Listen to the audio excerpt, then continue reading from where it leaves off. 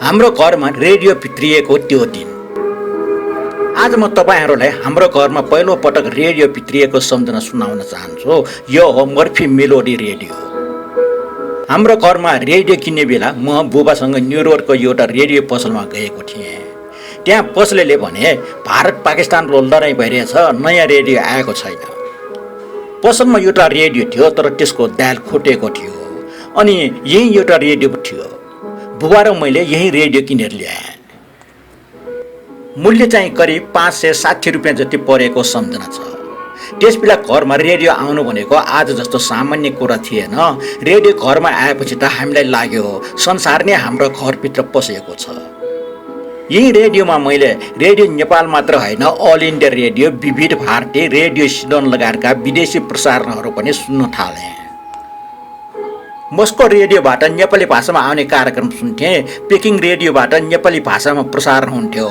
त्यसबेला पूर्वी पाकिस्तान रेडियोबाट पनि नेपाली भाषामा कार्यक्रम सुन्न पाइन्थ्यो। रेडियो सिलोनको त झन् आफ्नै सम्झना छ।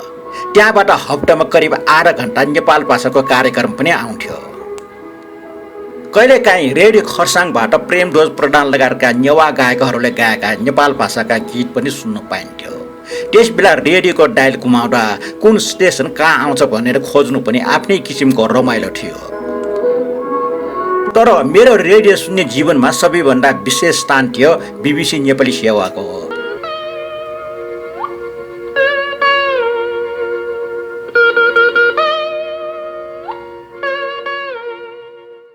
BBC नेपाली सेवामा खगेन्द्र नेपाली, यादव खरेल, मणि राणा, रविन्द्र मिश्र लगायतका व्यक्तिहरूका आवाज सुन्न पाइन्थ्यो। ईश्वर मानन्दरले सञ्चालन गर्ने प्रश्न उत्तर कार्यक्रम पनि मलाई सम्झना छ। BBC नेपाली सेवासँग मेरो सम्बन्ध रेडियो सुन्नेमै मात्रै सीमित थिएन। BBCले 6 महिनामा आफ्ना कार्यक्रम सम्बन्धी एउटा फोल्डर पठाउने गर्दथ्यो। त्यो फोल्डर नियमित रूपमा म कहाँ पनि आइपुग्थ्यो। आज सम्झँदा अचम्म लाग्छ। त्यसबेला न मोबाइल थियो, न इन्टरनेट, न फेसबुक। तर एउटा सानो रेडियोको डायल घुमाएर हामी लन्डनदेखि मस्कोसम्म, पेकिङदेखि सिलोनसम्मको आवाज सुन्थ्यौँ। आज मेरो अगाडि यही पुरानो मर्फी रेडियो छ। रेडियो पुरानो भयो, समय धेरै अगाडि बढ्यो, तर यसले मलाई सुनाएका ती आवाजहरू र ती दिनका सम्झनाहरू अझै ताजा छन्।